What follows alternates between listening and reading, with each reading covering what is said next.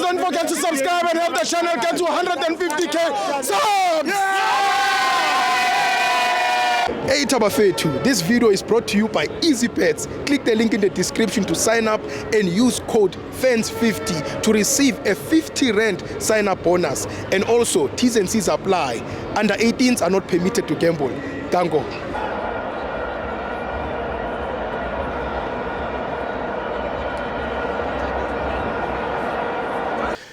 What's up, fans? This is FANS Wethu TV, as you already know by now. My name is Kamza the Sport, and as you know, this is yet another installment of the in-studio discussion where we'll be diving more into what's been happening in the latest with regards to football. And as per usual, I am joined by my main man, that is Coach KP. Coach, Dinsan Coach. Number one. Coach, it's a very important time for South Africa in terms of the world of football, especially with regards to what's been happening with our national teams. But more recent right now, we're talking about the under 20, of which they've made history within the African continent. We do know that 28 years ago, they made it to the final against Morocco, but the results did not favor the squad at that point in time. But 28 years later, now the roles have been reversed, same scoreline, same teams, but now the results favored the under 20 of South Africa. Your thoughts with regards to their campaign, beginning from the first game up until the final? Hey, sweet, hey, you're speaking history, 28 years. How old was I? I don't remember. How old? Was I 4? Yeah, I was 4 years old. Well, it's something, man. I think it's a build-up of, I don't know, 2025 or 2024, 2025. Because remember, even our under 17, as much as they made it through the back door, but they played at the African Cup of Nations, which unfortunately they didn't win. But you look at the under 20, man. There's one thing that I loved about the team or the coach. The so-called favorite names were not really the players that we. Like, they were not the ones that I thought they would be the star players. For sure. They were not there. You see your Vilakazi. Yes, we expected Vilakazi to be there. He played Litlaku, yes.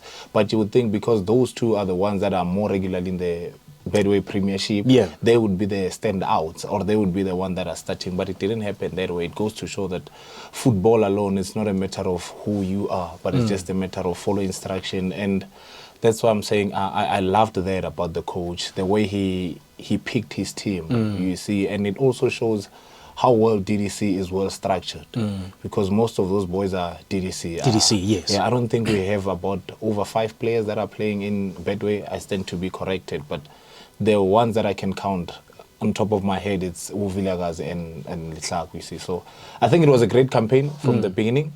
I mean, we didn't really struggle in the group stages and the team kept changing. And that's one thing that I love, seeing the team changing and still getting results. So it was bound to happen.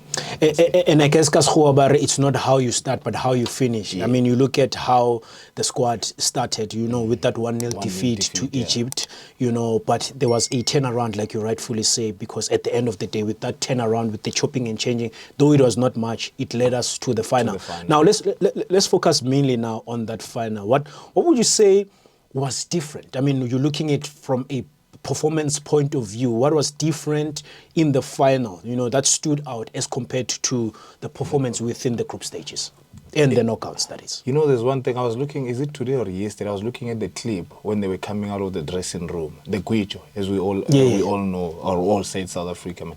The Guicho was on another level. And once you see South Africans doing that before the big game, well, we don't just sing, or players don't just sing. Sometimes it takes away the anxiety. It makes you relax.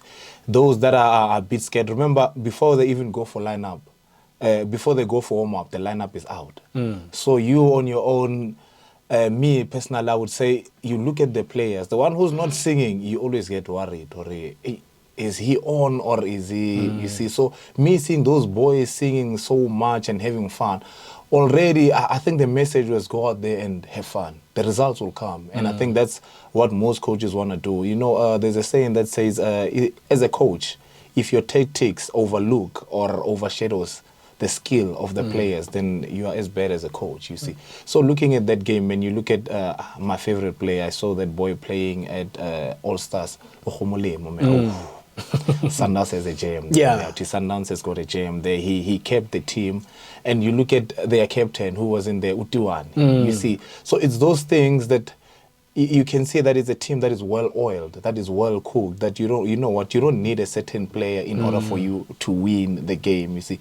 I think the performance, it was all about, it was hunger over everything. I think they were told about the history that we faced the same nation and we lost. Yeah. So they went out there to say, you know what, we are going to prove a point. And also, I think they were also job hunting. I mean, you look at the centre back, the Stellenbosch boy. I mean, if Stellis is not going to promote that guy. Yeah, Talon Smith.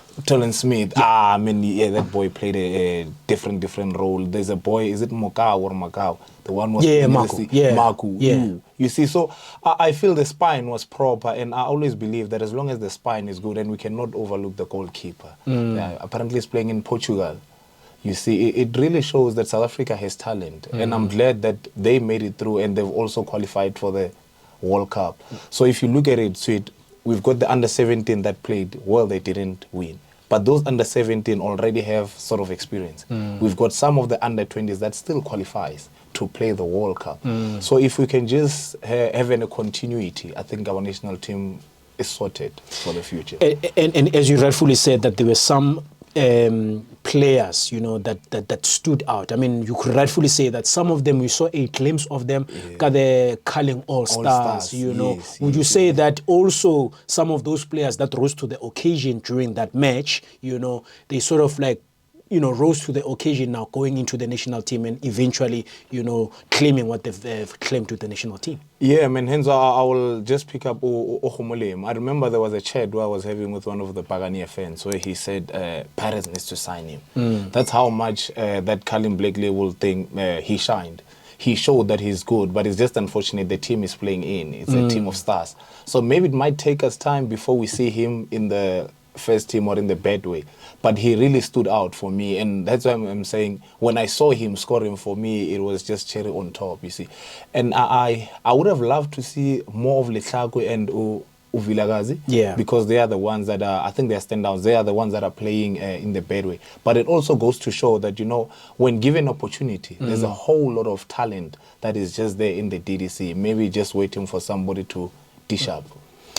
Now, Coach, as we wrap it up, I mean, right now I'm hearing on the streets, or being a South African right now is a flex. You know, it's great being a South African. I mean, you look at under 17 to the World Cup, under 20 they won into the World Cup.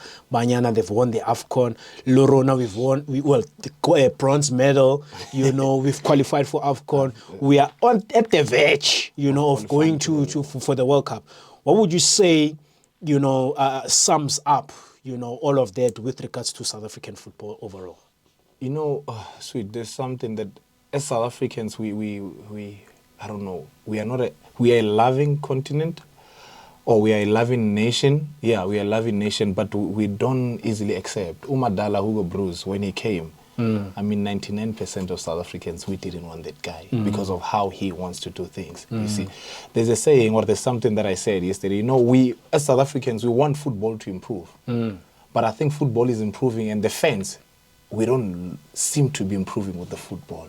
You see, currently, he's the one, I think, prior to the under-17, he did say that he's not impressed with this under-17 and 20 because we always play Botswana and Lesotho. He would want to see them at a top stage.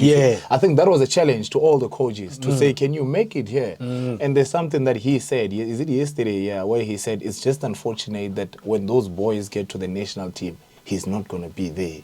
So whoever who's coming at the national team, at the main team, Bafana, I think we need somebody who's going to look out for the nation as a whole. You see, it is true, it's a flex to be a South African currently because, I mean, we claim that our league is the best in Africa.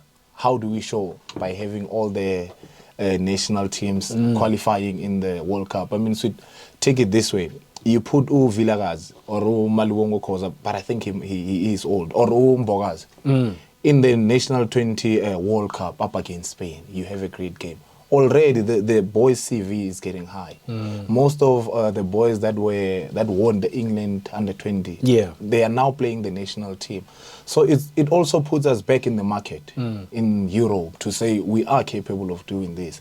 You see, and you will have scouts at the World Cup under 17 and all those things. And it also opens doors, man, for the coaches. I mean, South African coaches, we cannot just have best coaches in South Africa remaining in the bad way. I mean, if you're going to have a coach who's going to go and compete in the national team, I'm sure when he knocks somewhere in Spain, he would have a few. So I think, and I foresee a whole lot of those boys signing in the Betway Premiership next year. And I hope the coach and the technical team remain as humble as they are, because I haven't had much noise from the coaches or before the World Cup. But I think it also brings pressure, man, to Bafana. We cannot just settle for number 3. Yeah. You see, if the young ones can do it, can they push us? And my plea or my prayer, can we keep that crop of the team together?